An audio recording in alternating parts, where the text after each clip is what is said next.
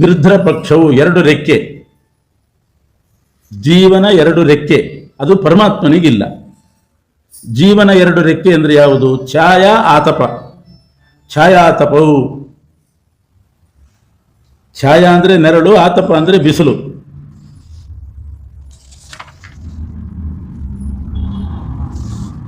ಇಲ್ಲಿ ಜೀವನ 2 ರೆಕ್ಕೆ, ಛಾಯಾ ಆತಪ ಅಂತಂದಾಗ ಮಧ್ವಾಚಾರ್ಯ ಬರೀತಾರೆ, ಛಾಯಾ ಅಂದರೆ ಅಜ್ಞಾನ, ಅವಿದ್ಯೆ. ಜೀವನ 1 ರೆಕ್ಕೆ ಅವಿದ್ಯೆ, ಇನ್ನೊಂದು ರೆಕ್ಕೆ ಶಾಸ್ತ್ರಜನ್ಯ ಜ್ಞಾನ. ಅವಿದ್ಯೆನೂ ಇರ್ತದೆ, ಶಾಸ್ತ್ರಜನ್ಯ ಜ್ಞಾನ ಇರ್ತದೆ. ಇದೆರಡು ಜೀವನ ರೆಕ್ಕೆ ಅಂತೆ. ಆದರೆ ಒಂದೊಂದು ರೆಕ್ಕೆ ಒಂದೊಂದು ಮಾರ್ಗಕ್ಕೆ ಕರ್ಕೊಂಡು ಹೋಗ್ತದಂತೆ. ಈಗ 2 ರೆಕ್ಕೆ ಬೀಸಿದ್ರೆ ಏನಾಗ್ತದೆ? ಒಟ್ಟು ಮೇಲಾದರೂ ಹೋಗ್ತದೆ ಹದ್ದು, ಕೆಳಗಾದರೂ ಬರ್ತದೆ. ಜೀವನಿಗೆ 2 ರೆಕ್ಕೆ ಇದೆ. ಒಂದು ರೆಕ್ಕೆ ಮೇಲೆ ಕರ್ಕೊಂಡು ಹೋಗೋದು, ಇನ್ನೊಂದು ರೆಕ್ಕೆ ಕೆಳಗೆ ಕರ್ಕೊಂಡು ಹೋಗುವಂಥದ್ದು. ಒಂದು ಊರ್ಧ್ವ ದೇಶ ಗಮನ ಮಾಡುವ ರೆಕ್ಕೆ, ಅಧೋ ದೇಶಕ್ಕೆ ಒಯ್ಯುವ ರೆಕ್ಕೆ. ಊರ್ಧ್ವ ದೇಶಕ್ಕೆ ಒಯ್ಯತಕ್ಕಂಥ ರೆಕ್ಕೆ ಅಂತಂದರೆ ಸ್ವರ್ಗ ಮೋಕ್ಷ, ಅಲ್ಲಿಗೆ ಒಯ್ಯತಕ್ಕಂಥ ರೆಕ್ಕೆ ಅಂದರೆ ಶಾಸ್ತ್ರಜನ್ಯ ಜ್ಞಾನ. ಕೆಳಗಡೆ ಒಯ್ಯತಕ್ಕಂಥ ರೆಕ್ಕೆ ಅಂತಂದರೆ ಅವಿದ್ಯೆ ಅಜ್ಞಾನ. ಹೀಗೆ 2 ರೆಕ್ಕೆಗಳು ಜೀವನಿಗೆ ಇರ್ತದೆ. ಒಂದು ಮೇಲಕ್ಕೆ ಕರ್ಕೊಂಡು ಹೋಗುವ ರೆಕ್ಕೆ, ಇನ್ನೊಂದು ಕೆಳಗಡೆ ಇಳಿಸುವಂಥ ರೆಕ್ಕೆ, 2 ಇರ್ತದೆ. ಜೀವನನ್ನ ಮೇಲ್ ಕರ್ಕೊಂಡು ಹೋಗುವ ರೆಕ್ಕೆ ಒಂದಿದೆ, ಕೆಳಗೆ ಹಾಕುವ ರೆಕ್ಕೆ ಒಂದಿದೆ. ಗೃಧ್ರ ಅಂದರೆ ಜೀವ. ಗೃಧ್ರ ಪಕ್ಷ ಅಂತಂದರೆ ಊರ್ಧ್ವ ಅಧೋಗಮನಕ್ಕೆ ಬೇಕಾದ 2 ರೆಕ್ಕೆಗಳು. ಅಂಥದ್ದು ಪರಮಾತ್ಮನಿಗಿಲ್ಲ. ನಿದ್ದೆ ಇಲ್ಲ, ವ್ರಣ ಇಲ್ಲ, ಗೃಧ್ರದ ಪಕ್ಷಗಳಿಲ್ಲ ಅಂತಂದರೆ ಅವಿದ್ಯಾ ಮತ್ತು ಶಾಸ್ತ್ರಜನ್ಯ ಜ್ಞಾನ ಅಂತ. ಅಂದರೆ ಅವನಿಗೆ ಶಾಸ್ತ್ರ ಬರೆದವನೇ, ಅವನು ಶಾಸ್ತ್ರದಿಂದ ಬರಬೇಕಾದ ಜ್ಞಾನ ಅವನಿಗೇನಿಲ್ಲ ಅಂತ ಅರ್ಥ. ಮೇಲೆ ಕೆಳಗೆ ಹೋಗ್ತಕ್ಕಂಥ 2 ರೆಕ್ಕೆಗಳು ಅನ್ನೋದು ಇಲ್ವೇ ಇಲ್ಲ. ಸದಾ ನಿತ್ಯ ಮುಕ್ತನಾಗಿ ವೈಕುಂಠದಲ್ಲೇ ಇರುವವನು. ಕೆಳಗಿದ್ದವನು ಮೇಲಕ್ಕೆ ಹೋದ, ಶಾಸ್ತ್ರ ಓದಿ ಪರಮಾತ್ಮ, ಹಾಗೆಲ್ಲ ಇಲ್ಲ. ಅಥವಾ ಅಜ್ಞಾನದಿಂದ ಕೆಳಗೆ ಬಿದ್ದ, ಅದೂ ಇಲ್ಲ. ತಮಕ್ಷರಂ ಖಂ ತ್ರಿಯುಗಂ ವ್ರಜಾಮಹೇ ಅಂತ ತಮ್ ಅಕ್ಷರಂ ನಾಶರಹಿತನಾದ ಖಂ. ಖಂ ಅಂತಂದರೆ ಸುಖರೂಪ. ಖಂ ಅಂದರೆ ಸುಖರೂಪನಾಗಿರ್ತಕ್ಕಂಥ ತ್ರಿಯುಗಂ, 3 ಯುಗದಲ್ಲಿ ಅವತಾರ ಮಾಡುವ ಪರಮಾತ್ಮನನ್ನು ನಾವು ಶರಣಾಗಿದ್ದೇವೆ ಅಂತ ಬ್ರಹ್ಮದೇವರು ಮಾಡುವ ಸ್ತೋತ್ರ ಇದು. ಒಂದು ಚಕ್ರ, ಆ ಚಕ್ರಕ್ಕೆ ನಿಯಾಮಕನಾಗಿದ್ದಾನೆ ಪರಮಾತ್ಮ. ಜಗಚ್ಚಕ್ರ ಅಂತ ಒಂದು ಚಕ್ರ ಇದೆ, ಅದಕ್ಕೆ ನಿಯಾಮಕ. ಅಜಸ್ಯ ಚಕ್ರಂ, ಅಜ ಅಂದರೆ ವಿಷ್ಣು, ಜನನ ರಹಿತನಾಗಿರ್ತಕ್ಕಂಥ ವಿಷ್ಣುವಿನ ಅಧೀನದಲ್ಲಿ ಒಂದು ಚಕ್ರ ಇದೆ. ಅಜಯೇರ್ಯಮಾಣಂ, ಅದನ್ನು ನಿರಂತರ ತಿರುಗಿಸ್ತಾ ಇರಬೇಕು. ಯಾರು ತಿರುಗಿಸ್ತಾ ಇದ್ದಾರೆ? ಪ್ರಕೃತಿ, ಲಕ್ಷ್ಮೀದೇವಿ ತಿರುಗಿಸ್ತಾ ಇದ್ದಾಳೆ. ಭಗವಂತ ಆ ಚಕ್ರದ ಸ್ವಾಮಿಯಾಗಿ ನೋಡ್ತಾ ಇದ್ದಾನೆ. ಅಜಯೇರ್ಯಮಾಣಂ ಮನೋಮಯಂ ಪಂಚದಶಾರಂ, 15 ಅರಗಳು. ಚಕ್ರಕ್ಕೆ ಅರ ಅಂತ ಇರ್ತದೆ, ಅದಿದ್ರೇನೆ ಚಕ್ರ, ಇಲ್ಲದಿದ್ರೆ ಅದು ಓಡುವುದಿಲ್ಲ. ಆ 15 ಅರಗಳಿದೆ. 10 ಇಂದ್ರಿಯಗಳು, ಶಬ್ದಾದಿ ಪಂಚತನ್ಮಾತ್ರಗಳು, ಇದು 15 ಅರಗಳು, ಚಕ್ರದ ಅರಗಳು. ಪಂಚದಶಾರಂ ಆಶು ಅಂದರೆ ಬಹಳ ಬೇಗ ತಿರುಗ್ತದೆ ಚಕ್ರ, ವೇಗದಿಂದ ತಿರುಗತಕ್ಕಂಥ ಚಕ್ರ. ತ್ರಿನಾಭಿ, ಚಕ್ರದ ಮಧ್ಯಭಾಗ, ಅದು 3 ಇದೆ, 3 ಮಧ್ಯಭಾಗಗಳದಕ್ಕೆ. ವಿದ್ಯುತ್ ಬಲಂ, ಮಿಂಚೆ ಬಲ ಅದಕ್ಕೆ. ಮಿಂಚು ಅಂದರೆ ಅಲ್ಲ, ವಿದ್ಯುತ್ ಅಂದರೆ ಪರಮಾತ್ಮ ಅಂತ ಅರ್ಥ ಮಾಡಬೇಕು. ವಿದ್ಯುತ್ ಬ್ರಹ್ಮೇತ್ಯುಪಾಸೀತ ಅಂತ ವೇದ. ವಿದ್ಯುತ್ ಪರಮಾತ್ಮನನ್ನು ವಿದ್ಯುತ್ ಅಂತ ಉಪಾಸನೆ ಮಾಡಬೇಕಂತ. ವಿದ್ಯುತ್ ಅಂದರೆ ಮಿಂಚಿನಲ್ಲಿ ಇರುವವನು, ಮಿಂಚಿನಂತೆ ಪ್ರಕಾಶಮಾನನಾದವನು, ಜೀವರಿಗೆ ಮಿಂಚಿನಂತೆ ಗೋಚರ ಆಗುವವನು ಅಷ್ಟೆ. ಜೀವರಿಗೆ ಸಾಕ್ಷಾತ್ಕಾರ ಆಗೋದು ಅಂದರೆ ಒಂದು ಮಿಂಚು ಹೊಡೆದಾಗಿ ಅಷ್ಟೆ, ಅದಕ್ಕಿಂತ ಹೆಚ್ಚಾಗೋದು ಅಷ್ಟೇ ದೊಡ್ಡದು. ಮೋಕ್ಷಕ್ಕೆ ಅದೇ ಕಾರಣ. ಆದ್ದರಿಂದ ಪರಮಾತ್ಮನನ್ನು ವಿದ್ಯುತ್ ಅಂತ ಹೇಳಬೇಕು. ವಿಶೇಷೇಣ ದ್ಯೋತತೆ ಇತಿ ವಿದ್ಯುತ್ ಅಂತ ಪರಮಾತ್ಮನೇ ಬಲ. ಅದಕ್ಕೆ ಅಷ್ಟನೇಮಿ, 8 ನೇಮಿಗಳಿದ್ದಾವೆ. ಅಷ್ಟನೇಮಿ, 8 ನೇಮಿ ಅಂತಂದರೆ 8 ವಿಧವಾದ ಪ್ರಪಂಚ. ದೇವ, ಅಸುರ, ಮನುಷ್ಯ, ತಿರ್ಯಕ್ ಪ್ರಾಣಿಗಳು, ಗಿಡಮರಗಳು, ಇಂಥವು 8 ವಿಧ ಸೃಷ್ಟಿ ಇದೆ. ದೇವ, ದಾನವ, ಮಾನವ, ಗಂಧರ್ವ, ರಾಕ್ಷಸ, ಪಿಶಾಚ, ಪ್ರಾಣಿಗಳು ಮತ್ತು ಗಿಡಮರಗಳು. ಹೀಗೆ 8 ಒಳಗಿನ ಭಾಗ. ಅದಕ್ಕೆ ನೇಮಿ ಅಂತ ಕರೀತಾರೆ, ರಥದ ನೇಮಿ ಅಂತ. ಅಷ್ಟನೇಮಿ ಯದಕ್ಷಮಾಹು, ಅದಕ್ಕೆ ಅಕ್ಷ ಇವನು. ಅಕ್ಷ ಅಂದರೆ ಆಕ್ಸೆಲ್, ಎರಡು ಚಕ್ರಗಳಿಗೆ ಮಧ್ಯದಲ್ಲಿ ಒಂದು ದೊಡ್ಡ ರಾಡ್ ಹಾಕಿರ್ತಾರೆ, ಅದನ್ನು ಅವಲಂಬಿಸಿಕೊಂಡು ಎರಡು ಚಕ್ರ ಇರ್ತದೆ. ಆ ಚಕ್ರ ಆಚೀಚೆ ಬರದಂತೆ ಅದಕ್ಕೆ ಒಂದು ಕಬ್ಬಿಣದ ರಾಡ್ ಹಾಕಿರ್ತಾರೆ, ಅದರಲ್ಲಿ ಆ ಅಕ್ಷ ಇದೆಯಲ್ಲ ಅದು ಪರಮಾತ್ಮ. ಜಗತ್ತು ಅನ್ನೋದು ಚಕ್ರ, ಆ ಅರೆಗಳು ಸ್ಪೋಕ್ಸ್ ಅಂತ ಅಂತಾರೆ, ಅದು ಅರೆಗಳು 15 ಅರ, ಒಳಗಡೆ ನೇಮಿ ಅಂತ ಇರ್ತದೆ, ಅದು 8 ನೇಮಿ, 3 ನಾಭಿ, ಅದಕ್ಕೆ ಬಲ, ಅದು ಗಟ್ಟಿಮುಟ್ಟಾಗಿರಬೇಕು, ಅದು ವಿದ್ಯುತ್, ಪರಮಾತ್ಮನೇ ಬಲ, ಅವನಿದ್ದದ್ರಿಂದ ಗಟ್ಟಿಮುಟ್ಟು. ಭಗವಂತ ಇಲ್ಲ ಅಂತಂದರೆ ಅಪ್ಪಚ್ಚಿಯಾಗಿ ಹೋಗಿಬಿಡ್ತದೆ ಚಕ್ರ. ಇಂಥ ಜಗಚ್ಚಕ್ರವನ್ನು ನಡೆಸ್ತಕ್ಕಂಥವನು ಪರಮಾತ್ಮ. ಜಗಚ್ಚಕ್ರಕ್ಕೆ ಆಧಾರ ಅಕ್ಷನಾಗಿದ್ದಾನೆ ಅಂತ ಅರ್ಥ. ಒಂದೇ ಬಣ್ಣ ಅಂತ ಅರ್ಥ ಅಲ್ಲ, ಪರಮಾತ್ಮನಿಗೆ 4 ಬಣ್ಣ ಇದೆ ಅಂತ. ಬಿಳಿ ಬಣ್ಣದ್ದೊಂದು ರೂಪ, ಕೆಂಪು ಬಣ್ಣದ ರೂಪ, ಹಳದಿ ಬಣ್ಣದ ರೂಪ, ಕಪ್ಪು ಬಣ್ಣದ ರೂಪ. ಆ ಕಪ್ಪು ಬಣ್ಣದ ರೂಪನೇ ಕಲಿಯುಗದ್ದು. ಕೃತಯುಗದಲ್ಲಿ ಬಿಳಿ ಅಂತೆ ಪರಮಾತ್ಮ, ಬೆಳ್ಳಗಿರ್ತಾನಂತೆ ಕೃತಯುಗದಲ್ಲಿ. ಪೀತವರ್ಣ, ಆಮೇಲೆ ರಕ್ತವರ್ಣ, ಪೀತವರ್ಣ, ಆಮೇಲೆ ಕಲಿಯುಗದಲ್ಲಿ ಕೃಷ್ಣವರ್ಣ. ಕೃಷ್ಣವರ್ಣಂ ಕಲವು ಕೃಷ್ಣಂ ಅಂತಾರೆ, ಕೃಷ್ಣವರ್ಣೋಪೇತ. 4 ಬಣ್ಣ ಇದೆ. ಆದರೆ ಇಲ್ಲಿ ಏಕವರ್ಣಂ, ಇಲ್ಲಿ ವರ್ಣ ಅಂದರೆ ಬಣ್ಣ ಅಲ್ಲ, ಒಂದೇ ಅಕ್ಷರವುಳ್ಳವನು ಅಂತ ಅರ್ಥ.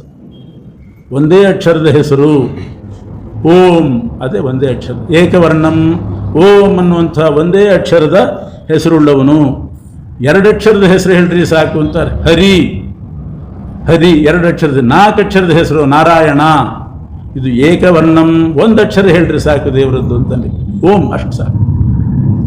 ತಮಸಃಪರಂ, ತಮಸಃಪರಂ ಅಂತಂದರೆ ಲಕ್ಷ್ಮೀದೇವಿಗಿಂತ ಉತ್ತಮ ಅಂತ ಅರ್ಥ. ಅಥವಾ ಅಜ್ಞಾನವನ್ನು ಮೀರಿದವನು. ತಮಸ್ಸು ಅಂದರೆ ಅಜ್ಞಾನ, ಅಜ್ಞಾನವನ್ನು ಮೀರಿದವನು. ಲಕ್ಷ್ಮೀದೇವಿಗಿಂತ ಉತ್ತಮ. ಸತ್, ಸಾಧುಗುಣವುಳ್ಳವನು. ಅಲೋಕಂ, ಲೋಕ ವಿಲಕ್ಷಣ. ಅಲೋಕಂ ಅವ್ಯಕ್ತಂ, ಅವ್ಯಕ್ತ ಅಂತಂದರೆ ಆ ಪ್ರಸಾದ ಅನುಗ್ರಹ ಇಲ್ಲದೇನೆ ಯಾರಿಗೂ ಗೋಚರ ಆಗೋದಿಲ್ಲ. ಅವನ ಅನುಗ್ರಹ ಆದರೆ ಯಾರಿಗಾಗಿರ್ತದೋ ಅವ್ರಿಗೆ ಗೋಚರ, ಇಲ್ಲದಿದ್ರಿಲ್ಲ. ಅವ್ಯಕ್ತಂ ಅನಂತಪಾರಂ, ಅನಂತಪಾರಂ ಅಂದರೆ ಅನಂತ ಅಂದರೆ ಸಂಸಾರ ಸಮುದ್ರ ಅನಂತವಾಗಿದೆ, ಅದನ್ನು ಪಾರುಗಾಣಿಸುವವನು. ಅನಂತಪಾರಂ ಅಥವಾ ಅನಂತ ಜೀವರನ್ನು ಪಾರು ಮಾಡ್ತಾನೆ. ಎಷ್ಟು ಜನರನ್ನಂತ ಪಾರು ಮಾಡಲಿ ನಾನು, ಎಲ್ಲರನ್ನೂ ಪಾರು ಮಾಡ್ತಾನೆ. ಯೋಗ್ಯರಾದವ್ರನ್ನೆಲ್ಲರನ್ನೂ ಕೂಡ ಪಾರುಗಾಣಿಸ್ತಕ್ಕಂಥವನು ಅಂದರೆ ಆ ದಡ ಮುಟ್ಟಿಸುವವನು. ಅನಂತಪಾರಂ. ಆಮೇಲೆ ಉಪಸುಪರ್ಣ ಪತ್ರಂ ಆಸಾಂಚಕಾರ. ಉಪಸುಪರ್ಣ ಪತ್ರಂ ಆಸಾಂಚಕಾರ, ಸುಪರ್ಣ ಪತ್ರದ ಹತ್ತಿರದಲ್ಲಿ ಕೂತವನು ಅಂತ ಉಂಟು. ಸುಪರ್ಣ ಪತ್ರ, ಪತ್ರ ಅಂದರೆ ರೆಕ್ಕೆ ಅಂತಲೂ ಅರ್ಥ ಆಗ್ತದೆ, ಎಲೆ ಅಂತ ಅರ್ಥ ಇದೆ. ಸುಪರ್ಣ ಪತ್ರದ ಬಳಿ ಕೂತಿದ್ದಾನೆ, ಅವನನ್ನು ಎಲ್ಲರೂ ಕೂಡ ಉಪಾಸನೆ ಮಾಡ್ತಾರೆ ಅಂತ ಉಂಟು. ಸುಪರ್ಣ ಅಂತಂದರೆ ಜೀವ ಅಂತ ಅರ್ಥ. ಸುಪರ್ಣ ಅಂದರೆ ಜೀವ, ಗರುಡ ಅಂತ ಅರ್ಥ ಅಲ್ಲ. ಗರುಡನಿಗೂ ಸುಪರ್ಣ ಅಂತ ಹೆಸರಿದೆ, ಅವನ ಹೆಂಡತಿನೇ ಸೌಪರ್ಣಿ. ಅದರಲ್ಲಿ ಸುಪರ್ಣ ಅಂದರೆ ಜೀವ ಅಂತ ಇಟ್ಕೋಬೇಕು. ಯಾಕೆ ಅಂದರೆ ದ್ವಾಸುಪರ್ಣ ಸಯುಜ ಸಖಾಯ ಸಮಾನಂ ವೃಕ್ಷಂ.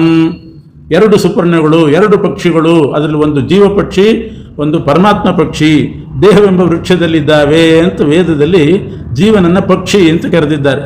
ಆದ್ದರಿಂದ ದ್ವಾಸುಪರ್ಣ ಅನ್ನುವ ಶ್ರುತಿಯ ಪ್ರಕಾರ ವೇದಾರ್ಥ ಉಪಬ್ರಹ್ಮಿತ, ವೇದಾರ್ಥ ಶ್ರುತ್ಯರ್ಥ ಉಪಬ್ರಹ್ಮಿತವಾದ್ದರಿಂದ ಸುಪರ್ಣ ಉಪಸುಪರ್ಣ ಪತ್ರಂ ಅಂತಂದರೆ ಸುಪರ್ಣ ಅಂದರೆ ಜೀವ, ಜೀವ. ಅವನ ಪತ್ರ ಅಂದರೆ ವಾಹನ. ಜೀವ ಅನ್ನುವಂಥ ವಾಹನದ ಉಪ ಅಂದರೆ ಮೇಲೆ ಕೂತಿದ್ದಾನೆ. ಪ್ರತಿಯೊಬ್ಬ ಜೀವನ ತಲೆ ಮೇಲೆ ಭಗವಂತ ಕೂತಿದ್ದಾನೆ, ಅವನಿಗೆ ಜೀವನೇ ವಾಹನ. ಪ್ರತಿಯೊಬ್ಬ ಜೀವನಲ್ಲಿಯೂ ಕೂಡ ಪರಮಾತ್ಮ ಇದ್ದಾನೆ ಅನ್ನಲಿಕ್ಕೆ ಉಪಸುಪರ್ಣ ಪತ್ರಂ ಆಸಾಂಚಕಾರ. ಆಸಾಂಚಕಾರ ಅಂದರೆ ಕೂತಿದ್ದಾನೆ ಅಂಥ, ಅಂದರೆ ಪ್ರತಿಯೊಬ್ಬ ಜೀವರ ಅಂತರ್ಯಾಮಿಯಾಗಿ ಭಗವಂತ ಅಲ್ಲಿ ನೆಲೆಸಿದ್ದಾನೆ. ಅವನನ್ನು ಧೀರಾಹ ಜ್ಞಾನಿಗಳು ಯೋಗರಥೇನ ಉಪಾಸತೆ, ಯೋಗವೆಂಬ ರಥದಿಂದ ಅವನ ಬಳಿ ಹೋಗ್ತಾ ಇದ್ದಾರೆ. ಯೋಗ ಅನ್ನೋದೇ ರಥ. ನಾವು ದೇವರ ಹತ್ರ ಹೋಗಬೇಕಾದ್ರೆ ರಥ ಬೇಕಲ್ಲ, ದೇವರ ಬಳಿ ಹೋಗಲಿಕ್ಕೆ ರಥ ಯಾವುದು? ಯೋಗ. ಅದೇನು ದೂರ ಇಲ್ಲ, ದೇವರು ಹೃದಯದೊಳಗೆ ಇದ್ದಾನೆ. ಆದರೂ ಅಲ್ಲಿ ತಲುಪಬೇಕಾದ್ರೆ ಜೀವನಿಗೆ ಒಂದು ರಥ ಬೇಕೇ ಬೇಕು, ಅದು ಯೋಗ ಅನ್ನುವಂಥ ರಥ. ಆ ರಥ ಯೋಗಾಭ್ಯಾಸ ಮಾಡೋದು ಅಂದರೆ ಈ ಹಠಯೋಗ ಅಲ್ಲ. ಯೋಗ ಅಂದರೆ ಧ್ಯಾನ ಯೋಗ. ಹಠಯೋಗ ಧ್ಯಾನ ಯೋಗ ಅಂತ 2 ಥರ ಇದೆ. ಇದು ಧ್ಯಾನ ಯೋಗ. ಓಂಕಾರಾರ್ಥವನ್ನು ಚಿಂತನೆ ಮಾಡಿಕೊಂಡು ವೇದಾರ್ಥ ಚಿಂತನೆ ಮಾಡಿ ಗಾಯತ್ರಿ ಅರ್ಥ ಚಿಂತನೆ ಮಾಡಿ ಆಯಾ ಮಂತ್ರದ ಧ್ಯೇಯ ಮೂರ್ತಿ ಅಂತ ಉಂಟು. ಮಂತ್ರ ಜಪ ಮಾಡುವಾಗ ಇಂತಿಂಥ ಮೂರ್ತಿಯನ್ನು ಹೀಗೆ ಧ್ಯಾನ ಮಾಡಬೇಕು ಅಂತ, ಅದನ್ನು ಧ್ಯಾನ ಮಾಡಿಕೊಂಡು ಮಂತ್ರ ಜಪ ಮಾಡೋದು ಅದು ಯೋಗ, ರಾಜಯೋಗ ಅಂತ ಅದಕ್ಕೆ ಹೆಸರು. ರಾಜಯೋಗ ಅಂತ ಕರೀತಾರೆ. ಆ ರಾಜಯೋಗ ಅನ್ನೋದೇ ನಾವು ಭಗವಂತನ ಬಳಿ ಹೋಗಲಿಕ್ಕೆ ರಥ.